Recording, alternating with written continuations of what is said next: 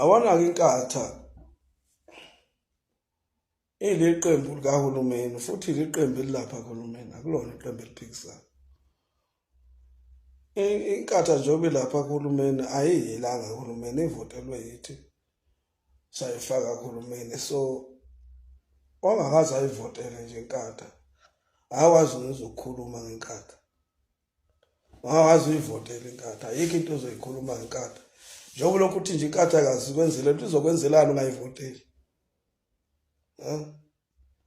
Hayi kade savota thina kudala siphethwe inkatha mani. Lokho okufuna enkatheni ufuna ngevoti likabani mhlawumbe? Ngoba phela mina engayivotela inkatha ngikhululekile. Wena ongakaze uyivotele lokhu ukhuluma ukuthi inkatha ayikazi ukwenzelela ukuthi ufuna ukwenzeleni ungazange uyivotele. Votela inkatha bese ubona ukuthi kuzokwenzakalani. Uyeke lokhu usibhedela usitshela ukuthi wena inkatha ayikazi ukwenzelela lutho.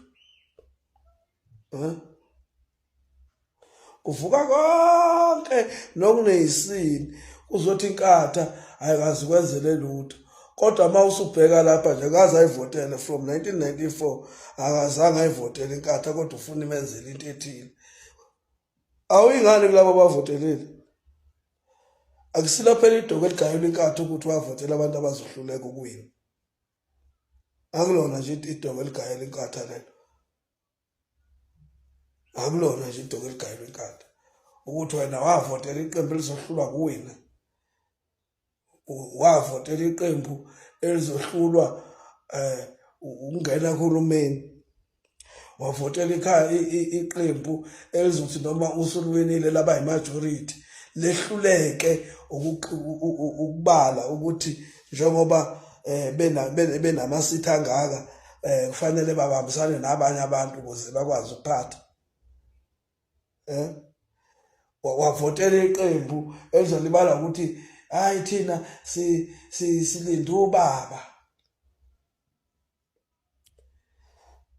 Ayinwebe umuntu ayinwebela inkatha lalela. Inkatha incenga ivoti lakho. Uma ungayivoteli wena ayikho futhi into ezokusiza ngayo inkatha ngoba uyivotele inkatha. Yabo? Asikho isidingo sokuthi ubuze ukuthi njengoba inkatha iphethe isikhathi esingaka iphethe iphi? Yini ayiphethe? Wehlulwa yini phone uyivotela? Ngoba phela inkatha yenzela abantu abayivotela. Usiphaphela kusitshela ukuthi kade yaphatha inkatha kodwa ayikazi kwenzele lutho. Vele ngeke kwenzele lutho ngoba akaze wena uyivotela. Hamba ubuza kulabo abavotelayo ukuthi bona ke bakwenzeleni.